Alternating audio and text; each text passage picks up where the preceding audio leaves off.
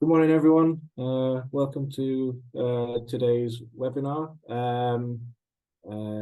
It follows on from the previous two webinars, focusing on Norway and Denmark, in looking at the landscape of research data management and open science in Finland.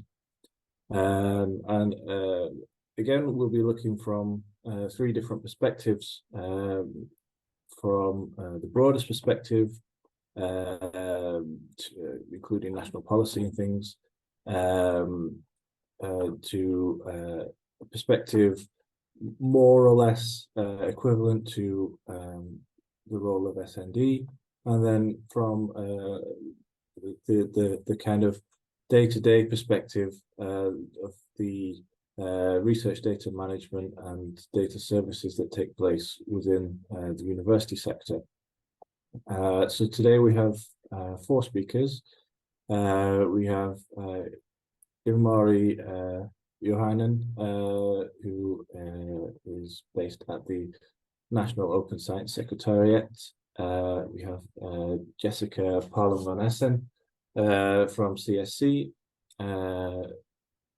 Marie Kleemola from the Finnish Social Science Data Archive, and we have Tuija, sorry about my pronunciation, from the University of Helsinki, who will discuss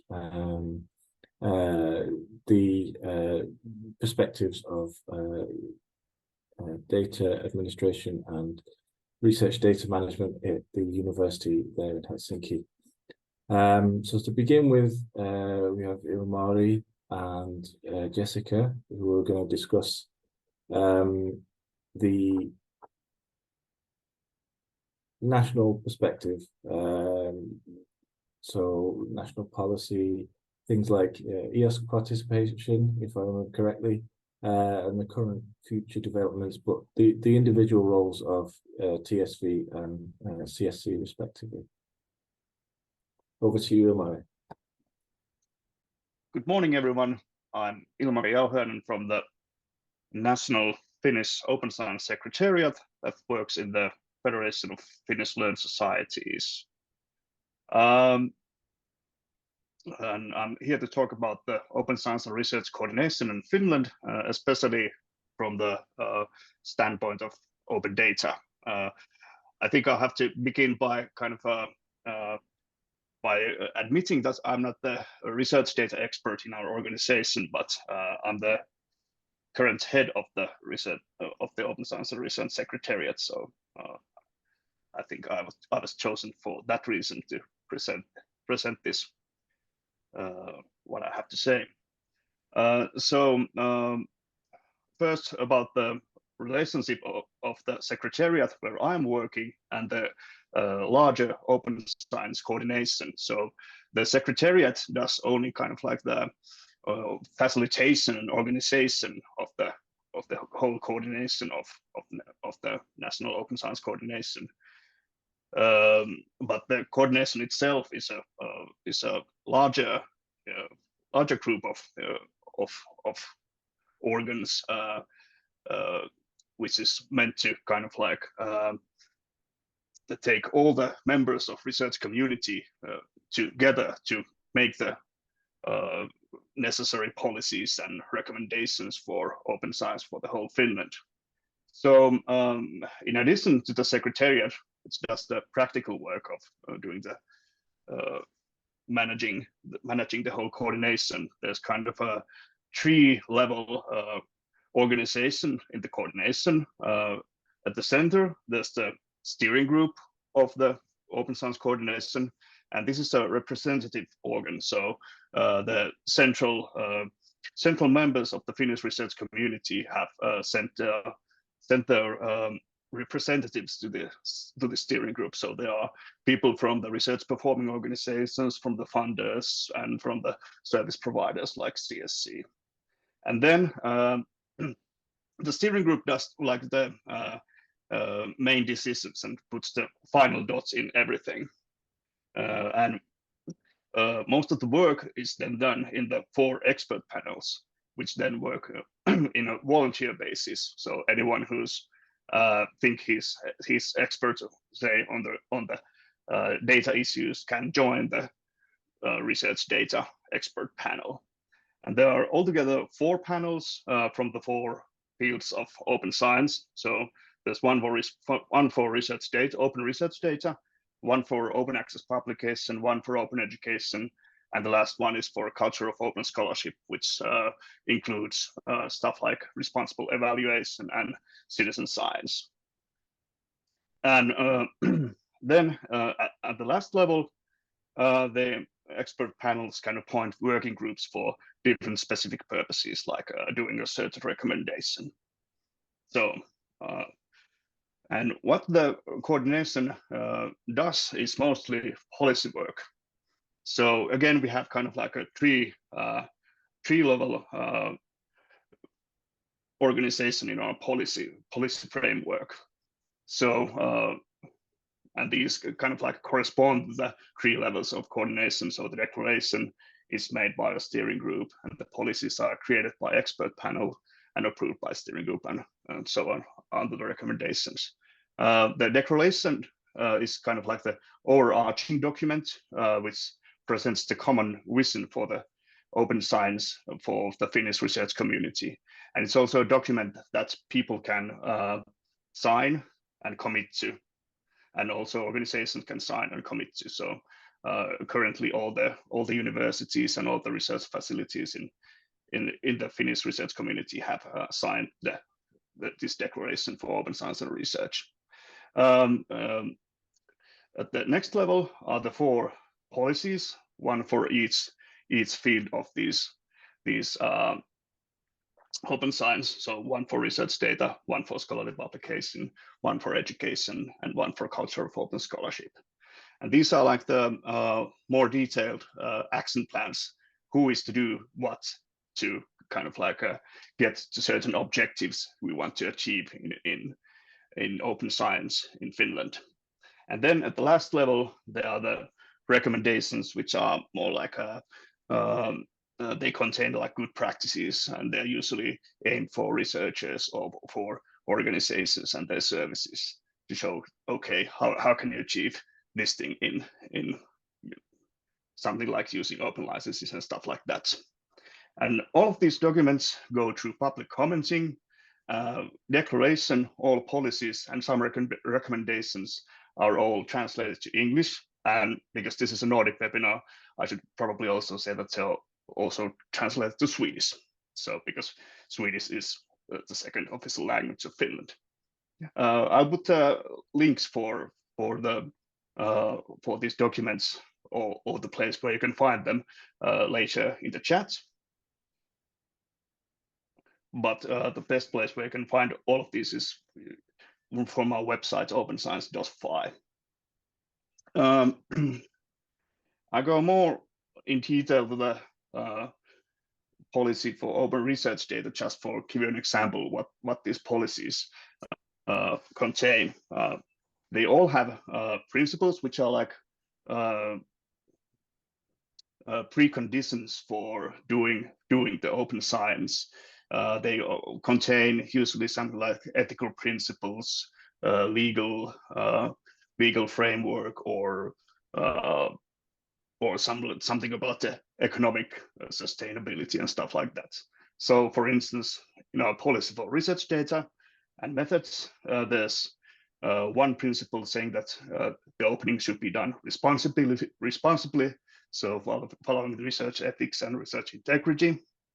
And there's one principle saying that this should be done in economically sustainable way.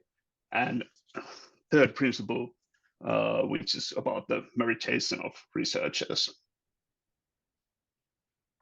Then under the principles are the policies are divided into several sub policies. So, for instance, the policy for research and data and methods has 2 sub policies: one sub policy for research data and another sub policy for research methods. And these sub policies then contain objectives that the research community in Finland wants to achieve at this field, and then more detailed action plans, who is to do what. I put here only kind of like the top titles for the objectives. Otherwise, the action plans would be a bit too much to contain many, some like dozens different actions what to do. But you can see the objectives for the research data. So we want to endorse data management plans, agreements on all rights, terms, and licenses, documentation, and we have to provide for storage solutions, infrastructure services, and then we have to have training skills and required services. And then there's the sub-policy for research methods, and then we have objectives as methods and infrastructures recognized as components of research quality. And then there are, again, rights and terms and more detailed actions on what to do for opening the research methods. We also monitor how well the research organizations have implemented our policies. This is done every other year.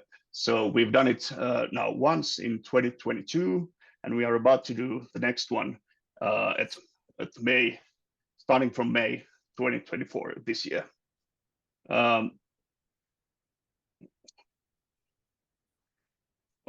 Again, the monitoring model is openly available in Finnish and English and in Swedish, and all the results are also openly available, both as publications and all the data we get from the monitoring.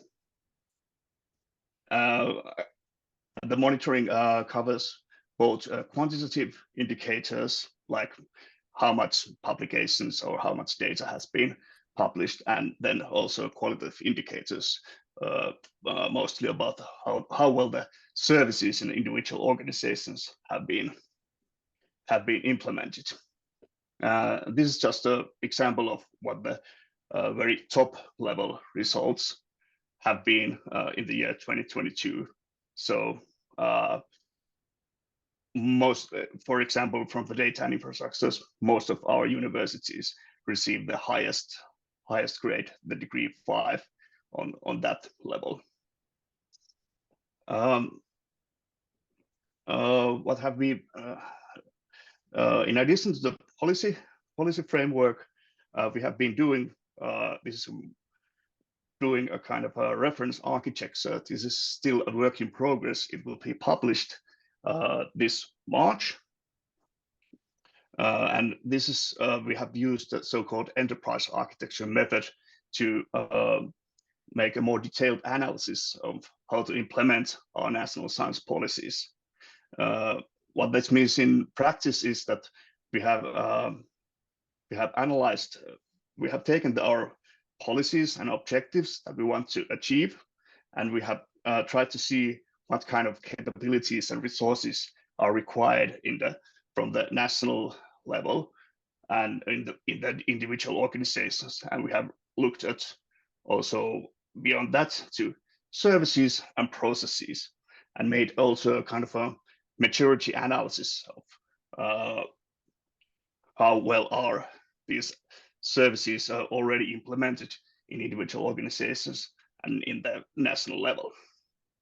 So to give a kind of like a example on how detailed level we have gone in the reference architecture, here's from the research data services. So at the bottom of the screen, you see the individual services that we have identified that are required for research data, opening the research data and opening research methods.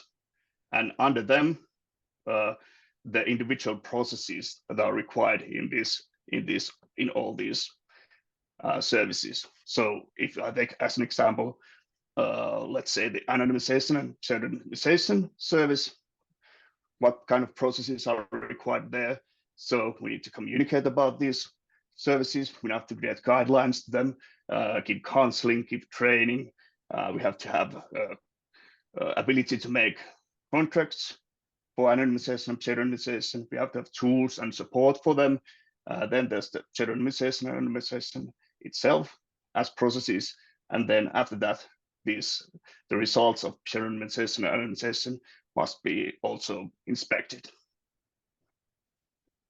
So it goes into a very detailed level of analysis, and this helps the individual organizations to build their services, and it helps the international level to understand where we should achieve and what kind of national services we still require.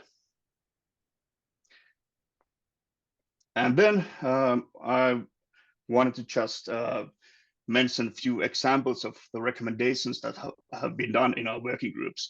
I've selected such that are already translated in English and are mostly have come from our research data working group. So there has been one recommendation for sensitive data management, one for persistent identifiers, and one for fair data. And the last item is not a recommendation, but it's more of an example of what other things our working groups have been doing. So they have been planning this sort of a data steward professionalization course, and it should be a start in the 2025. I think I've moved very quickly, but as I said, all the information can be found on our website, openscience.fi, and I will put all the links for the documents that I have mentioned in the chat after this. And I think I'll leave the floor now to Jessica. Thank you, Ilmari. I should add as well, I have been given all of the presentations from the speakers today, so we can share those as well, if that's okay with everyone. That's okay for me also, at least. Okay, over to you, Jessica. Okay, thanks. Yes, please, as I wrote, so I think Ilmari and we are very happy to answer questions, and you feel free to add them also into the chat, so we can then fill in and discuss and explain if things need explanation, or if there's something you want to comment on. I come from CSC, and I thought this CSC is as such maybe a quite relevant concept or part of this Finnish research data management and Finnish research service field. So maybe a few words about CSC. CSC is owned by the Finnish state and the higher education institutions, and we are like a not-for-profit company. So this means that we have a special like function which is regulated quite strictly. Our mission is really to serve the Finnish research organizations and hold this ecosystem and support it, and also ensure that we can have the like technical capabilities to do computational stuff, and also data management is something we are engaged in. We also produce other kinds of services for the research organizations, like more like administrative stuff, but we also have like the web, like EduRoam and Funet and such services. So we have a very centralized model in Finland, which has proven quite valuable in many cases, I think. And CSC has been growing really quickly. I joined CSC soon 10 years ago, and at that point we were like 250 people, and now we are 650. So there's a huge growth in I would say all of our like sectors. We are are producing lots of different services for the research sector in Finland. But then if we look more strictly at the research part of this, so the CSC is also a research infrastructure that's mentioned on the strategic roadmap for the Finnish Research Council. The main part of the funding for this RI comes from the Ministry of Education. So the services are free for the Finnish researchers or researchers that have affiliation with Finnish research organizations. But we are also, of course, very involved in lots of international collaborations. So, and we also have a policy that's quite strict, that we don't claim any rights to the content of our end users or customers. So we offer some consulting and training and stuff, but really we don't curate data or any such thing. So we don't actively really do research, but our function is to support.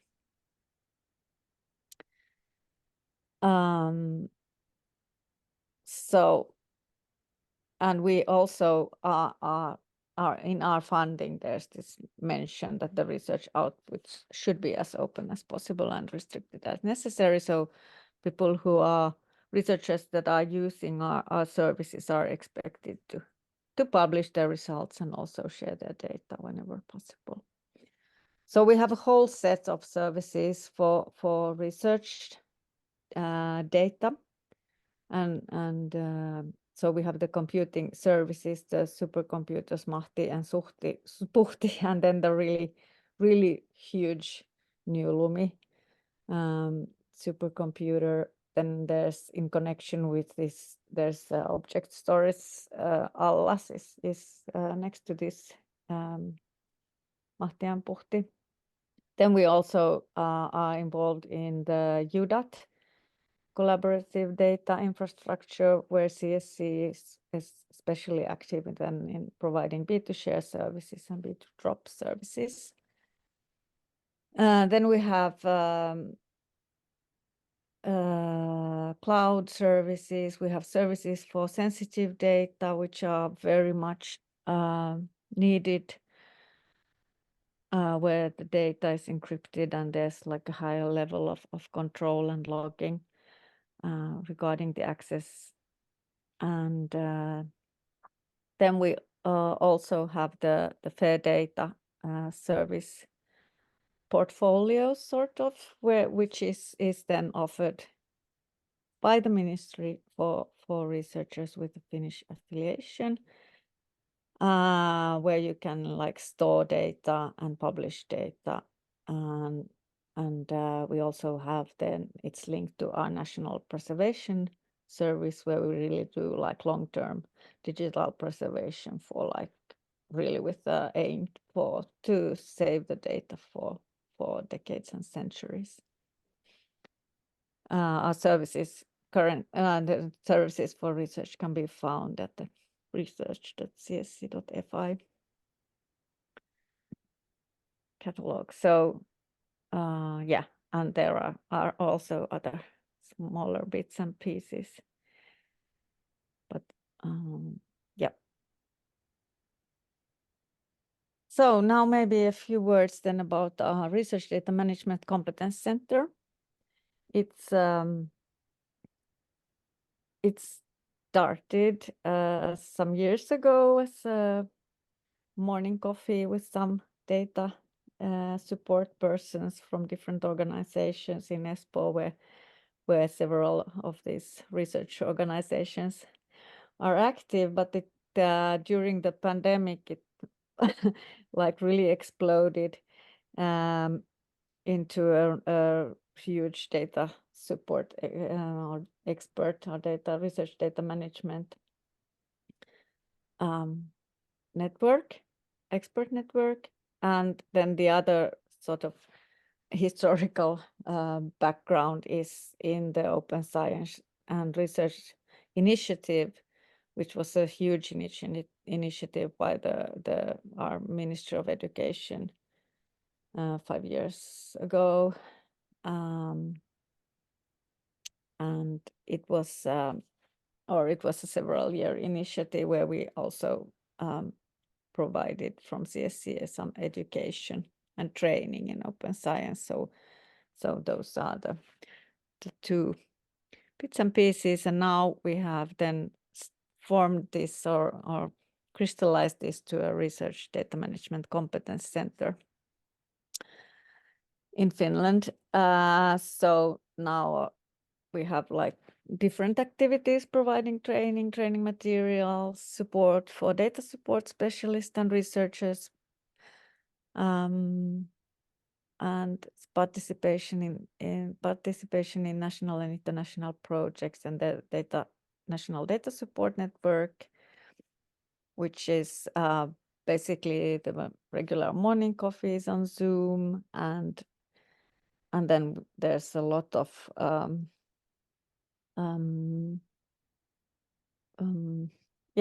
discussions, and then there's a chat, and it's really active and quickly growing network with, I think there's 150 members now for like this kind of peer support for data support persons. In practice, we have a lot of people engaged in data management and support at big universities or big organizations or smaller organizations, and the challenges are maybe a bit different. In the big organizations, you might have like a really wide range of researchers and research domains and cases to support, which is really hard.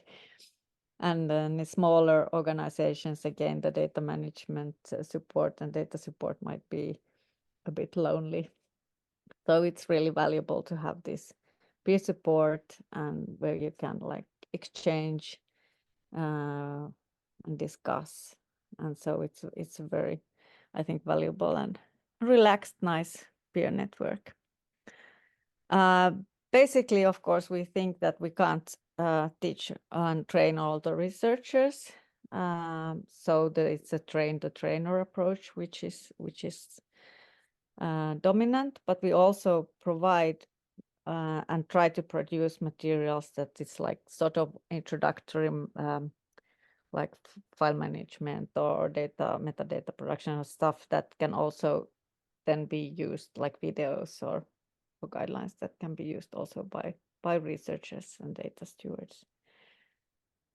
And this whole activity is very, very like interactive and inclusive. We really try to develop the training and all the activities together with this whole network of experts.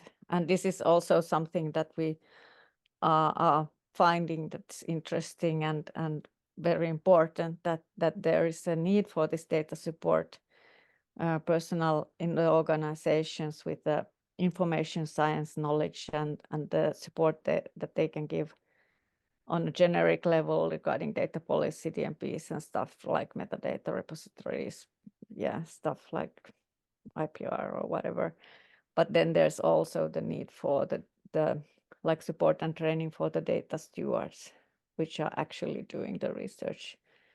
And these two, it's like important to see, in my opinion, that we identify and acknowledge and appreciate both these domains. So currently our research data management competence center is involved in the Skills for EOSC project and in some of the open science work that Ilmari was talking about, and we are also going to present our activities at the IDCC conference. And here on the right, you can see some examples of our trainings and like activities we are doing. So then I would like to also mention that we are currently, Ilmari was talking about the open science reference architecture. And we are also, it's the Oscar here, the reference architecture for open science and research. But we also have few years ago, when Mahti and Puhti and Allas were built, we made a reference architecture for scientific computing. And now we are looking at already there, the data management part was like identified, but now we are currently working with the reference architecture for research data management, which will be much more detailed than the Oscar reference architecture. And we will be discussing what kind of precise services will we be needing, and processes, and which will help us then discuss with the organizations, for instance, about PID services or different types of data storage or metadata or registries and stuff. So as this is like really quickly developing field, I think this is a really important part, is like negotiation around the concepts.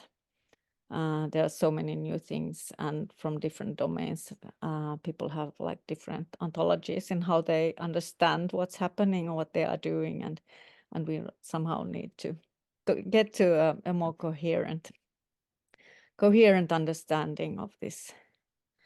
Then I want to mention a few words about the Finnish PID forum, as the persistent identifiers are so extremely important for the FAIR principle implementation, and CSC is quite active here. So CSC coordinates the Finnish ORCID and DataSat consortium, and then we have this PID forum Finland. And another link is that we are also host and develop the National Research Information Hub, research.fi, which also hosts, by the way, the monitoring results that Ilmari was mentioning. And CSC also then has this competence center and long-term preservations, which also are linked to this, of course. And then we are coordinating the FECO for EOSC projects, and we manage the PID work package in FAIR Impact.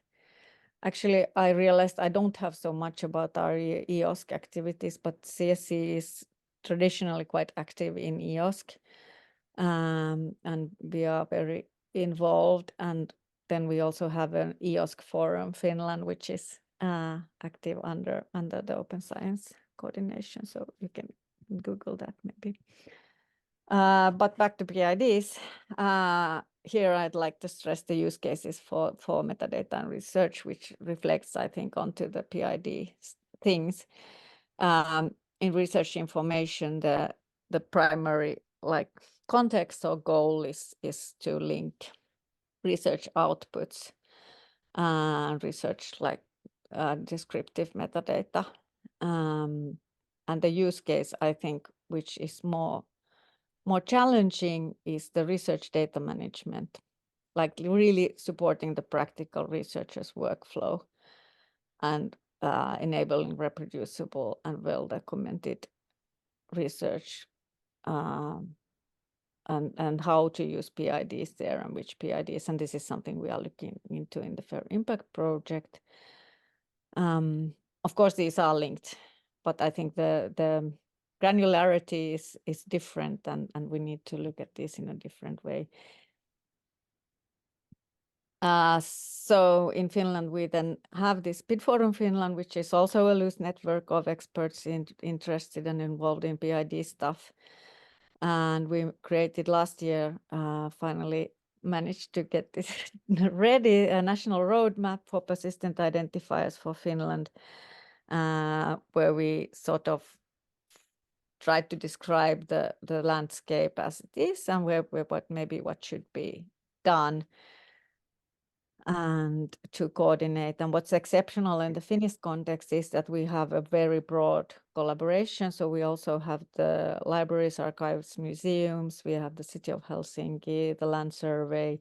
So we're trying to have not only look at the narrow context, the CRIS data and the research outputs, but really think about the fact that all this data that's out there, it's perhaps research data one day, and we would like to be able to track it. So we have this vision that the traceable and distinct information, maybe about object, if there are real world objects, can be found and reliably linked now and in the future. And this also, we have an English version of this roadmap, and we have now started drafting a PID policy. Then we have a PID DMP consortium, which also where we hope we can really planning and using DMPs help the researchers use and choose the right services, and then to think about like a real digital transformation of researchers, that we would actually generate and collect the needed metadata all the way for the researchers. So this is the sort of vision, and this is an important collaboration where we have a shared tool also for creating DMPs, and organizations can publish their guidelines in this tool. So and there's this starting project, OS Trails, where we are also active, where we will try to facilitate and help machine actionability and readability forward in this tool. Yeah, there's one question from Rosa for you, Jessica, regarding the relation between support at CSC and local research support at the universities. How is a good communication between national and local support achieved?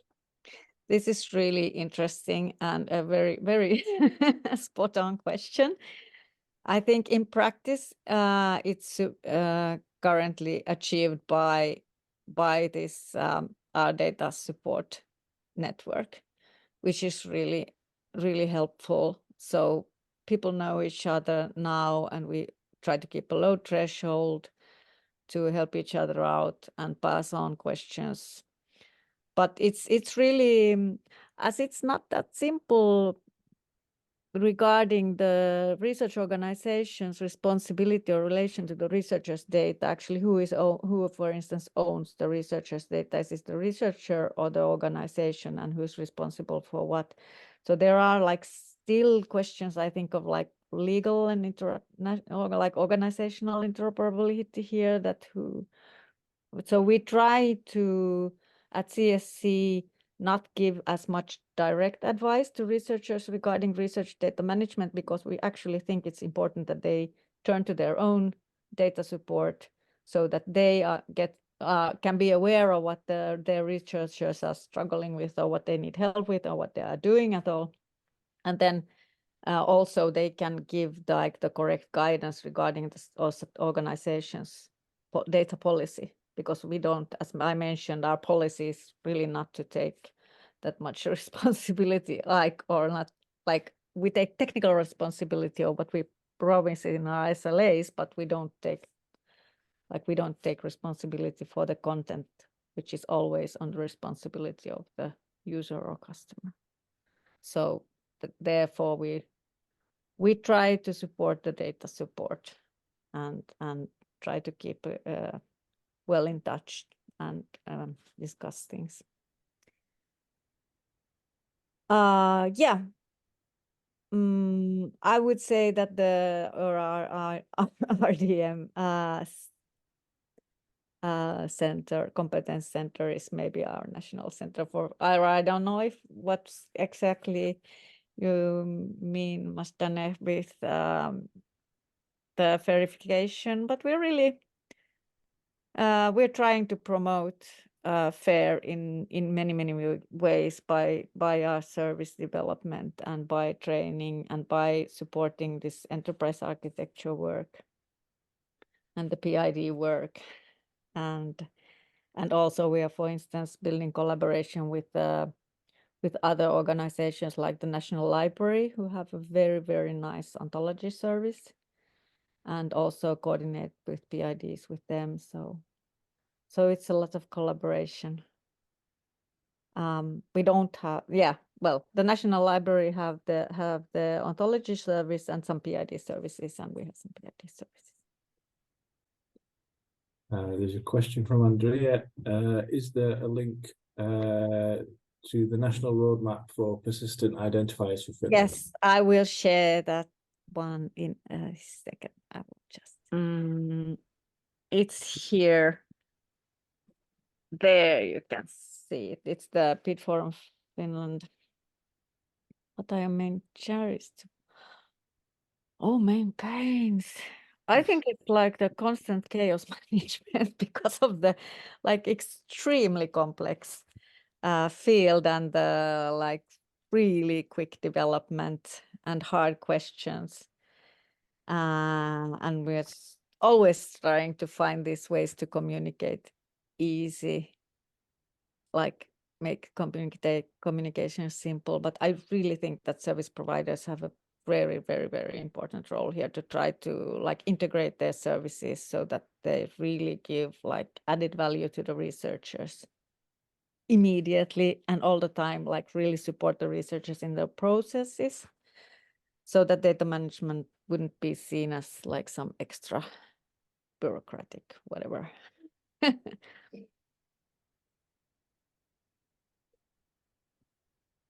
Yes, the National Competence Center is like produced by CSC. So we have 3 wonderful people who are running the show.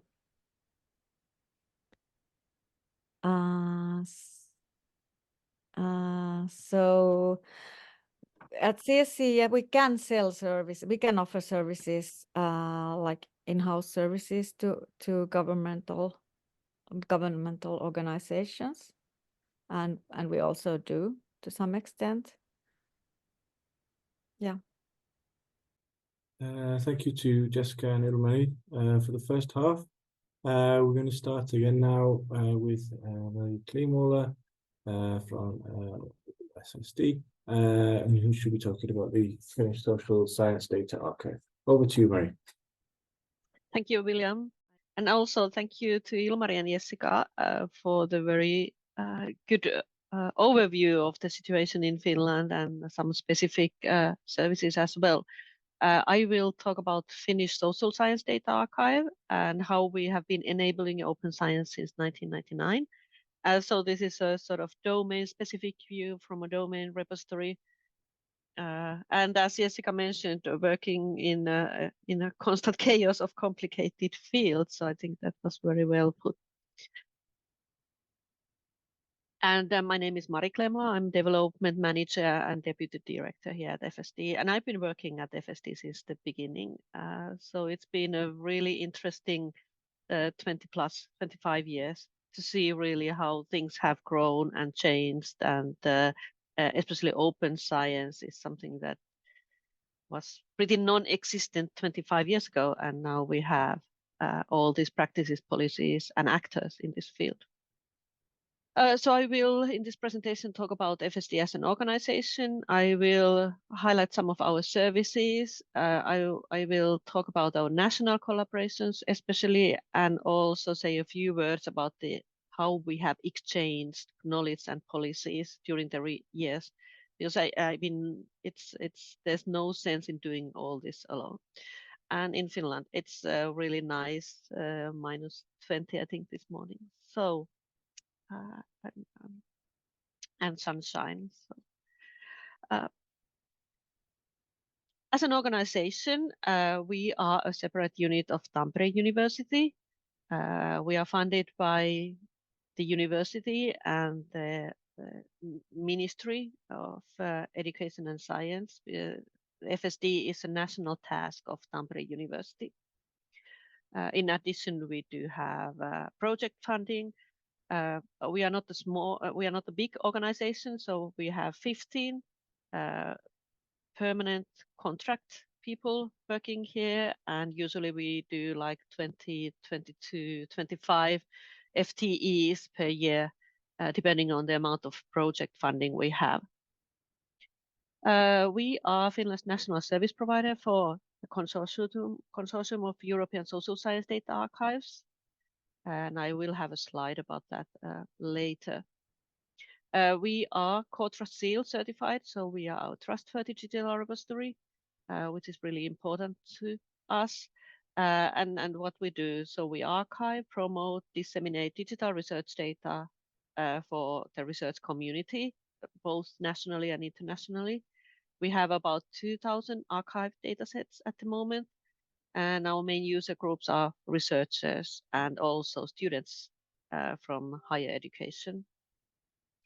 And yeah, I will talk more about our services, and we also try to be as fair as possible. So our metadata and data sets are fair. So I promised something about our services. So the main one is, of course, data archiving. That's our mission. And when I say archiving, I mean both the selection of data to be preserved for long-term curation of that data and dissemination of that data. And for the bit level storage, we do use the National Digital Preservation Service provided by CSC. We have information services, so we basically guide on any questions about data about our holdings. We guide researchers when they plan their data collection, especially so with the restriction that we do provide guidance for researchers that are planning to archive their data with us. Because, well, it's otherwise it would be too wide. And as mentioned by Jessica, the universities tend to have their own legal officers. But this is a very well used service. For example, we had a webinar about ethical and legal issues this Monday, and this was in Finnish, but we had 160 persons attending that. So I think there's a huge market for ethical and legal guidance, and not enough people providing that guidance. Our flagship service is our ILA data portal, where you can really deposit the data, but you can also access the data, download it to your own computer. ILA has about almost 6,000 registered users, and that's, I think, a lot for a small archive. ILA, all the metadata in ILA data portal is freely accessible. It's open access, anybody can take it, and it's very detailed down to the variable level.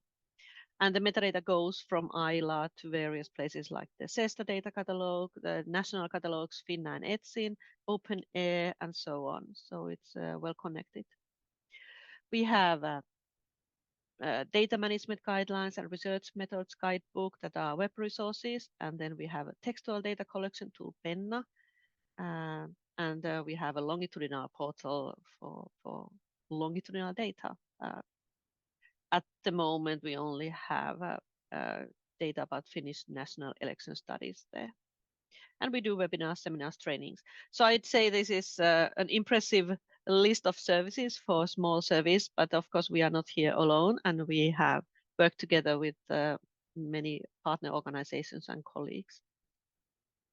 So just to show you that we do provide this added value to researchers, and the services are well used. So this is the number of data downloads from ILA last few years. Sorry, I didn't have the 23 statistics in a nice format yet, but it's growing still.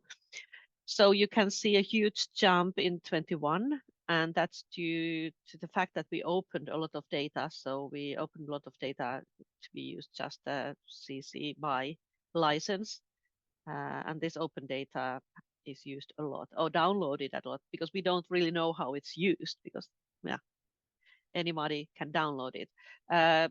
For the data sets that have some kind of access conditions, maybe just that you need to register as a user, and then we know who is using. We are using the Haka identity server in Finland. So there we know where they are downloading the data for, and there's a lot of students And we think this is a good thing because they are our future users also from the data deposition side, but also user side. For open science, this is great. But also a lot of data goes to research and teaching. But I think these are great user numbers, and we are very happy, and the researchers seem to be happy as well. So that's a win-win.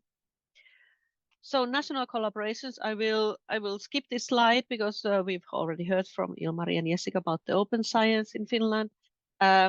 This is a good picture, I think, to show how this is a complicated field. So we have a lot of collaboration partners in Finland. So open science coordination, digital preservation cooperation. Then we need to take into account Tampere University, so our host organization. There's a national library things, ad hoc. There's EOSC Finland. So huge number of possible collaborations, and we have about 6 or 8 staff members that take part in this national collaboration, and there are, I mean, maybe even more than 20 different groups. So this is. Some of the groups, of course, we are not that active in because we just can't do it all. But I think this is one of the challenges. It's a jungle, but all of these actors are really needed. So, but I'm not sure how well they are coordinated in Finland. And we do have our own national advisory board, so that's there too. So I already mentioned that we don't want to do things alone. We don't want to reinvent the wheel. So we have these national collaborations. We do have the interaction with users, but I'm not focusing on that in this presentation. So I mentioned CESTA, since that's our main international collaboration group, basically. And we are very, very grateful for SND being there in 1999 when we started, and we got really good advice and guidance from SND colleagues. They even visited Finland to provide the wisdom to us, so that's great. ICPSR is the world's largest social science data archive at the University of Michigan. We also work with standard bodies like DDI Alliance that provides the data documentation initiative, the de facto standard metadata format for social sciences. There are various conferences where we are active, working groups and boards. So I already mentioned Core Trust Seal certification, which is important. So I'm a member of the Core Trust Seal board. RDA, we are at least following, but RDA groups, there's a wide variety. So we really need to think where we focus. And then we have national and international projects. So for example, Jessica mentioned the OS Trails. We are also part of that. It's starting in February. So this is a huge network of colleagues from various organizations. So CESTA, the main one, so we are the national service provider, and CESTA provides us support, but also requirements and good practices and the collaboration platform, basically. And CESTA is an ERIC, so the European Research Infrastructure. And through CESTA, we are also part of the SHOC, so Social Science Humanities, Open Cloud, and Open Collaboration. So this is our route to the world, so to speak. One slide about EOSC. So the connection is mainly from CESTA, and we have been involved and are involved in several projects that have been building EOSC, and our view is usually the social science view. And I was a member of the EOSC task force on FAIR and data quality, but that ended in December. And yes, our services like ILA and Kuhatsu, that's a metadata harvester, metadata harvest service, that they are listed in the EOSC marketplace, whatever that means. That's somehow. One more slide about the standards, models, and best practices at FSD, because I think these are really important, and these are in many cases very domain specific, and they need to be domain specific. Of course, we are not as unique as we want to think we are, but still there's a reason that we have these domain specific things. So the standards that we use are OAIS, so that's the open reference model for an open archival information system, so an ISO standard. I already mentioned DDI for metadata and also controlled vocabularies from CESTA and DDI.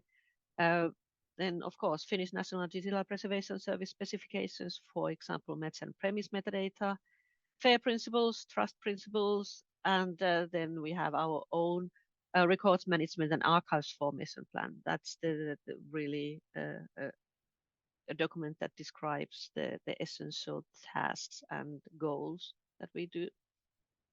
And I just want to show, because nice picture from Ilmari about the architecture. So we have our own based on OAIS model about our processes, and this is an overview. So we would have more details. So I think this also shows how complex the field is and how the open science field, but also data curation, serving customers and working with third-party service providers and so on. So it's it takes work really to sort of to be able to stay alive in the jungle of all these requirements and challenges. But I think we've done quite nicely. I think one of the things is that also was discussed a little bit is that there are a lot of requirements for an organization like us. There are the national requirements or recommendations. We have universities, policies, recommendations. Then we have things coming out of EOSC and CESTA, and of course also the requirements from the researchers. And I really don't want to forget the researchers, our main user group. But this is more like from an organizational view. But this is sometimes very overwhelming, and it's difficult to know who is coordinating what and what is the right person or an organization to contact. And I think we also have very different models in the Nordic countries even. But sometimes it's very nice to look at what others are doing and learn from that. So with that, I'd like to end my presentation. And if you have any questions, happy to take them. I have one question from Lisa. Is it still FSD who represent Finland in the ELSST and says the language collaborations? Yes, it is FSD, yes, as the national CESTA service provider. Are there any more questions for Marie?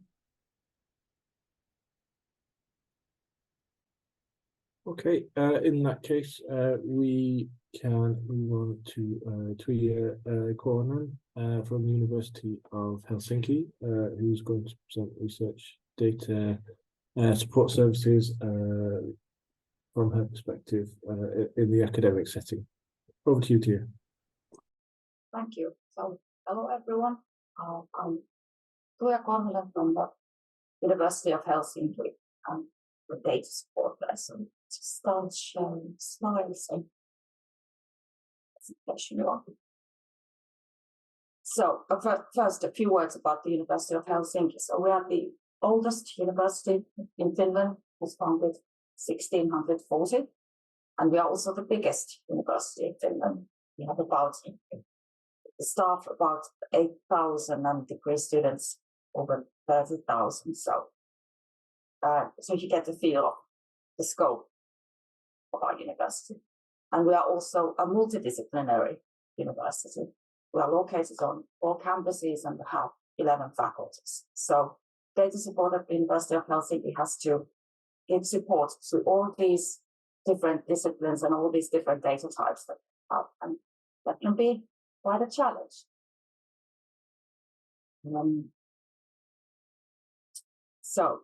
Data support at the University of Helsinki, it's a network. It consists of different units that we have from people of different units at the University of Helsinki. So you don't find us on the organizational chart of the university because we are more a network.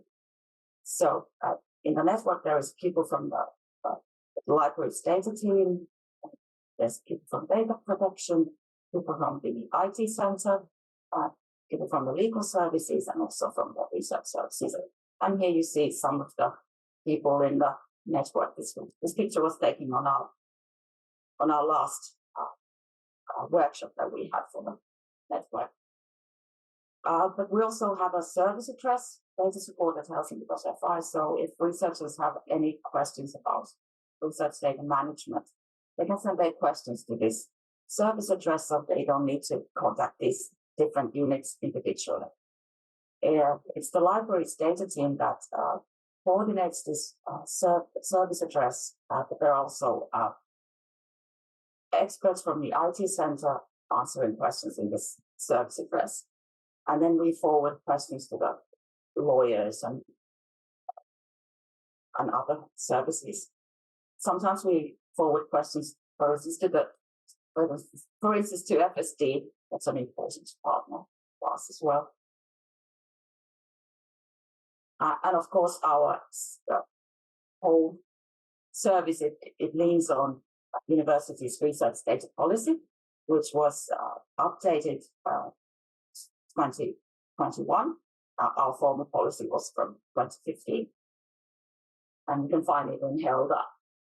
You can also on our web pages. And in the research data policy, it says that a data management plan is to be drawn up for all research projects. So that means that all researchers, they should have a data management plan. And now this research data policy, it's in implementation phase, because of course it's not enough to have a policy, you need to implement it as well. So the implementation plan that was drafted 22, and now starting last year, all the faculties and independent institutes, they have been preparing unit level implementation plans. And it has been done in cooperation with research services, the library and the IT services. So we have been involved with these as well. And then we have all kinds of services and tools that we provide for researchers during the different phases of the data management lifecycle. So for data management planning, we have a review service where researchers can send their DMPs to us for comments. From the DMP tool for writing DMPs. We provide all kinds of trainings, and I will talk about them in more detail later on. For collecting data, we have a guide, documentation and metadata. And then we also provide the spreadcap tool, which is a tool for collecting sensitive data and for creating surveys. And when it comes to protecting data, of course, at the university, we have these legal services and data protection. And then there's also research integrity and research ethics services at the university. And for storing, we have our own services at the University of Helsinki, but of course, our researchers can use also the CSC services. And we have a special service for sensitive data. And then for opening data, we provide DOIs for research infrastructures. Of course, individual researchers can't get these DOIs. It's for infrastructures. And our newest addition to services is this long-term storing and preservation service. So I think it got its name Data Bank. Maybe it was in December or something. So it's very new. It's the name. And so this is a long-term storing service for data, which is about 5 to 20 years. And then there's also a national bus service that we promote. So that's over 20 years. But I'll talk about this in more detail now. So with this review service, so researchers can send their data management plans to us at any time. They can even send drafts to us. And we started the service in 2016 when the Research Council of Finland started to require that the researchers who apply for funding from the Research Council of Finland have to submit a data management plan. So we've been doing it for quite a while now. So here you see some figures. So there's been quite a growth for these DMPs. And we estimate that we commented about 20% of the applicants at that point. But the Research Council of Finland, which is the biggest funder in Finland, they changed their process. So the current DMP process at the University of Helsinki, at the Research Council of Finland and at the university, so that now in the application stage, you don't need to submit a DMP to the Research Council of Finland. You just write a short description of your data management in the open science section of the research plan. And it's only after you receive a positive funding decision that you then need to submit the full-length data management plan to the Research Council of Finland. And you also need the commitment of the site of research for your DMP, and at the University of Helsinki, it's the data support or DMP team in the data support that checks all these DMPs. And in the DMP team, there is people from the library, from the IT services and lawyers checks these DMPs. And after you get the positive funding decision from the Research Council of Finland, you have 8 weeks to submit the full-length DMP. And during that time, we offer DMP writing workshops for researchers. And we also offer these face-to-face meetings for researchers. And that really makes the checking of these DMPs faster when you meet researchers face to face. And once we have, so checking process goes like this. Researchers send their DMPs to us, we read them, comment on them, and there's a bit of back and forth with the researcher. And once we are sort of happy, or feel that now this is good enough, then we go to the project management system at our university, and there's a checkbox that we check that now this has been, DMP has been checked, and that is how the beings responsible for research know that DMP has been checked and funding can be accepted. And also the funding services know that from this same checkbox that now the DMP has been checked, and they can open up the accounts for the project. And we started this same process for EU-funded projects as well. But then it's a bit different there because when it comes to EU funding, you need to submit the DMP within 6 months. Usually it's within 6 months after the project starts. And we started this process for these last year in April. And here it's the final services who informs the data support of all the details of the project.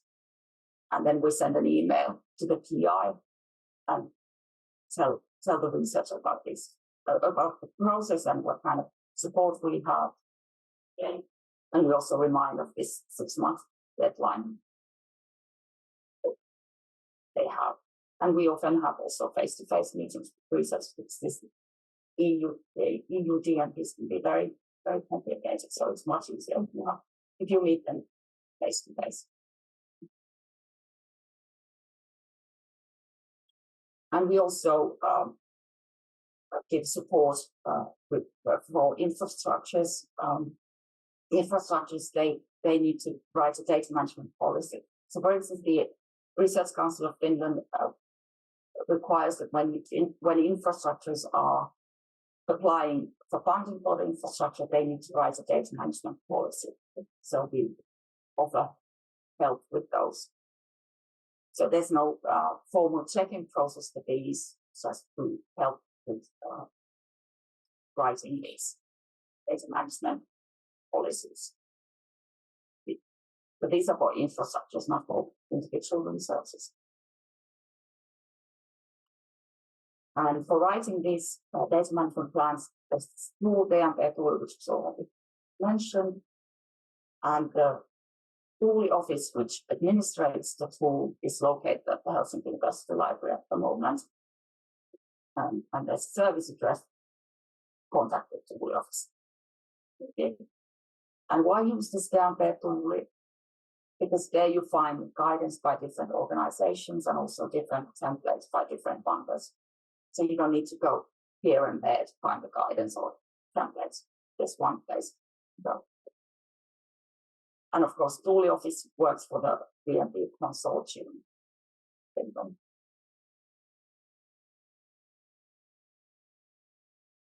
We have all kinds of guides for research data management. Well, first of all, on our webpage, you can learn about all our services, state-supported University of Helsinki, and planning research data management. We have this guidance page.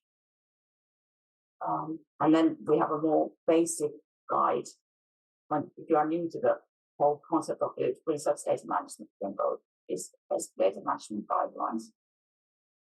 This is what it looks like. And this guide, and all of these are in 3 languages, in Finnish, Swedish, and English. In development, we have this intro. That's probably guess from the name that it's an introduction to research data management. So it's a tool where you can learn about research data management. Fortunately, I don't have a picture of that. And then we also have in Zenodoc this making a research project understandable guide for data documentation. So if you're interested, you can go to Zenodoc and download it there. And our newest guide is this how to become a data server. It has to do with our long-term preservation service launch.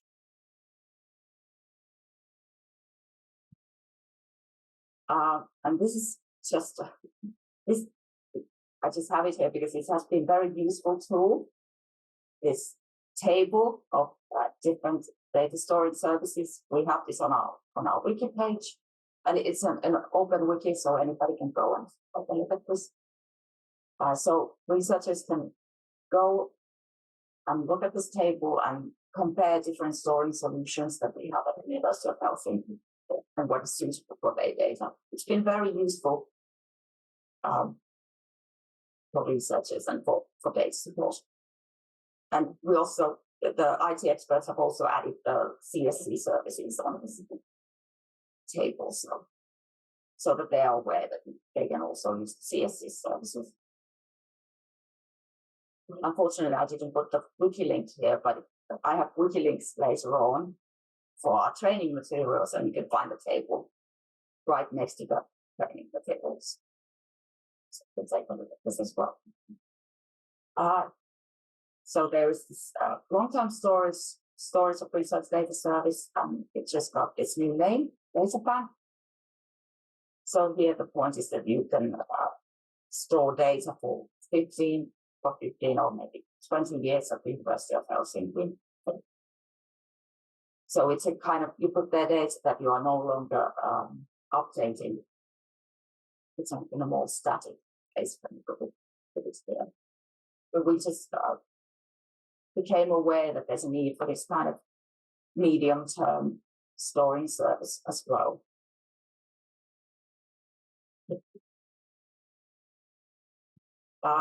Unfortunately, the English page hasn't yet been updated, but it's going to be if you want to learn about this DataBank. So now I talk about what kind of trainings we have at the University of Helsinki. It's just we have these RDM basics lectures, RDM advanced webinars, BNP workshops. We have all kinds of trainings for doctoral researchers. We offer tailored trainings. And then we have trainings around the Research Council of Finland's calls. We have trainings, and all our material is available at It's openly available in Wiki, and most of our material is in English. And you can find more information about our courses on our web pages. So these research data management basics lectures, as you see, they are organized by campuses. So one for city center and another for Kumpula can be. And in these basics lectures, we go through the basic concepts and workflows of data management. So we start with what is data, so very basic thing. But we talk about ethical and legal issues, about data documentation, and then storing solutions. And it's usually someone from the IT services who gives this storing solutions presentation in these lectures. And then there's also something about open publishing and archiving research data. And we have these lectures about once a month, both in Finnish and in English. I think we've had more trainings in English than in Finnish, but we're now trying to have more trainings in Finnish as well. And the teachers here, they are from the data team in the library and also from IT. And sometimes we even had lawyers on those trainings. So it's been very fortunate. And we've had these trainings since 2018, by the same time. And these advanced webinars, these are meant for all campuses, so they're not divided by campuses. So it's kind of a webinar series, so you can listen to one or two or all of them if you're interested. So in these webinars, we go deeper into these data management issues. And I think these have been recorded, but I think because we are at the moment renewing our advanced webinars, I don't know if they're going to be recorded this spring. It's going to be a bit different. But all the material will be available and is available. And these we started 2021. We're doing that, but it's already also. And then this data management plan workshop, which is a very hands-on workshop. Researchers can come and work on data PMPs here. And these we've, of course, during the pandemic, we've had these online, but now we have them also on site. So both online and on site. So in this workshop, we go through the general structure of the data management plan and give tips on what to write on these different sections of the PMP. And we also say a few words about the embedment. And in these PMP workshops, we have people from the library and from the IT services. And these we started 2017. For doctoral researchers, we have library has these 3 courses on 4 campuses, one for city center campus, one for Viki Kumpula campuses, and one for Meila. So the way research data management is taught on these courses varies a bit. So in city center campus, it's basically a research data management based lecture, which is part of this course. And on other campuses, it's a bit more tailored for the course. And I think this is our longest running training. We started weekly in 2015.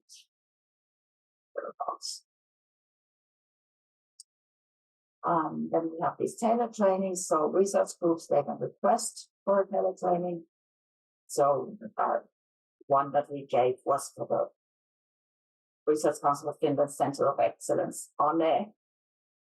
Then we also talked about open access, not only research data management, because they needed to know about open access as well. We had pilot training for undergraduate students in pharmacy. We've given training for the psychology program now. In Data Clinic, which is the Language Bank of Finland, has this data clinic. the language part of Finland is located at the University of Helsinki. So that kind of, these are some of the tailored trainings that we have.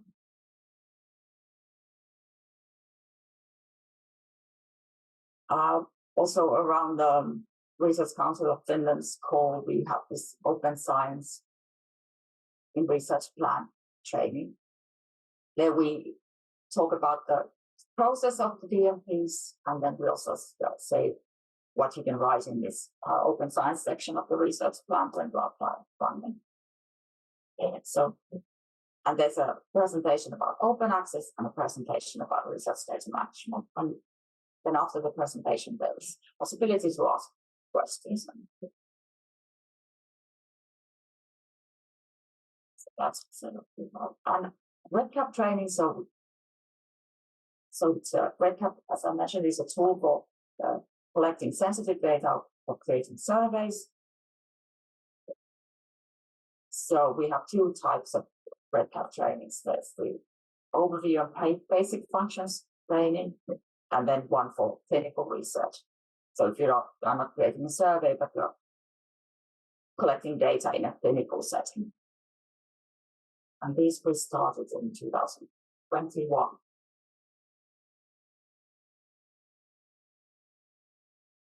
And of course, when it comes to trainings, there's also this national cooperation that we take part in.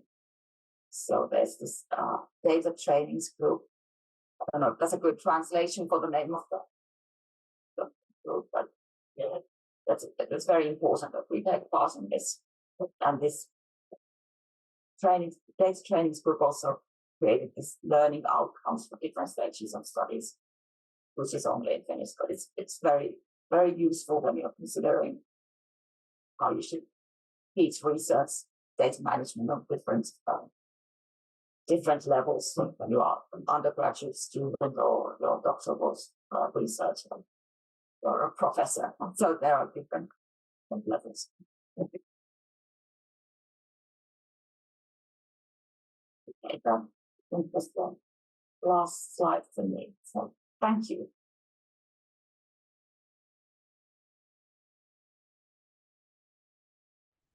Thank you very much, Tuija.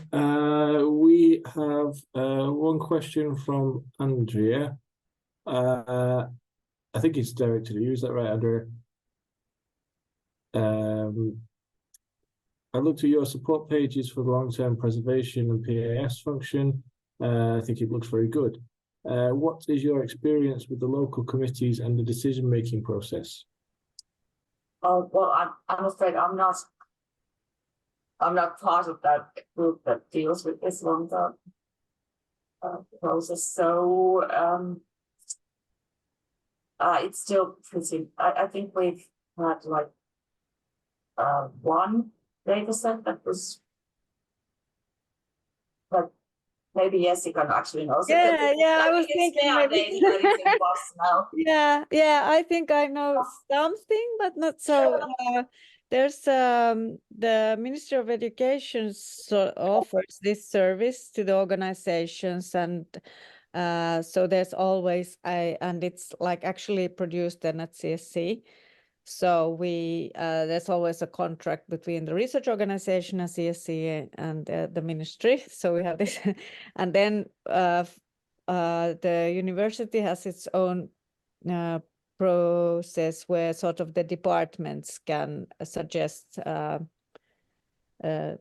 data sets for preservations, and then there's some kind of process by which then the data set is put into. It's also according to the OIS model, and there's different ways. There's a straight path also from the FAIR data.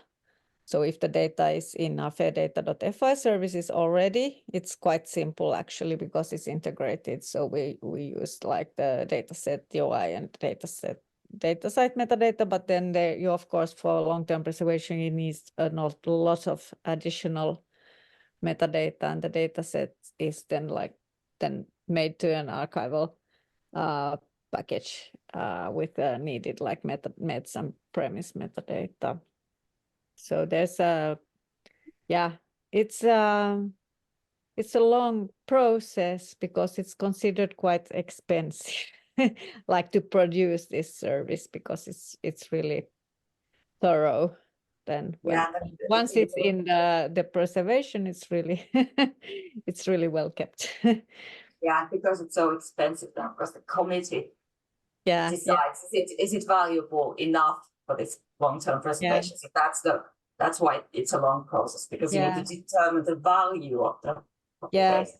Yeah, and it's also, I think we have maybe a structural question or issue here too.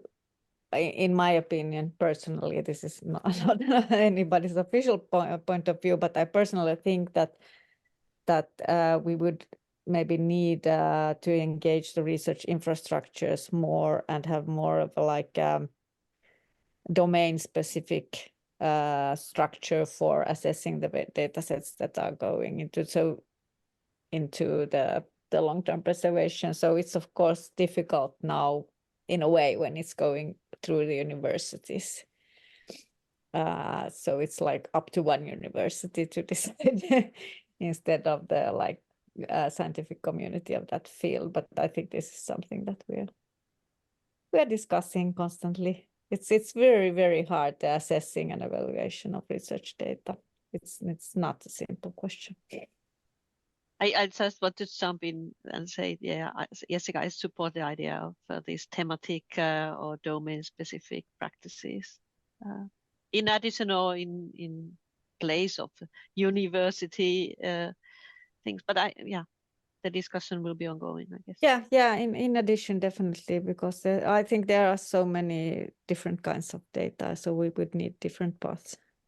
And I think there's a risk of losing some nationally important data because one university doesn't, for one reason or another, maintain it or preserve it. Okay, well, we've run slightly over time, but I would like to extend a big thank you to everyone that's spoken for us today and for attending, for those attending. I would like to remind everyone that this has been recorded, so the recording and the presentations will be shared after through the SND webpage and through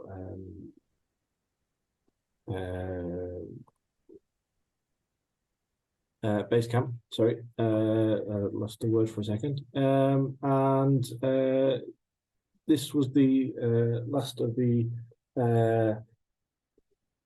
webinars from the other Nordic countries. Next week we will host the equivalent webinar for Sweden. Of course, you're all welcome, even those who are here in Sweden, but it is mainly directed as a reciprocal webinar for those in Finland, Norway and Denmark. So once again, thank you very much and have a very nice weekend. Thank you. Bye. Bye. Bye-bye.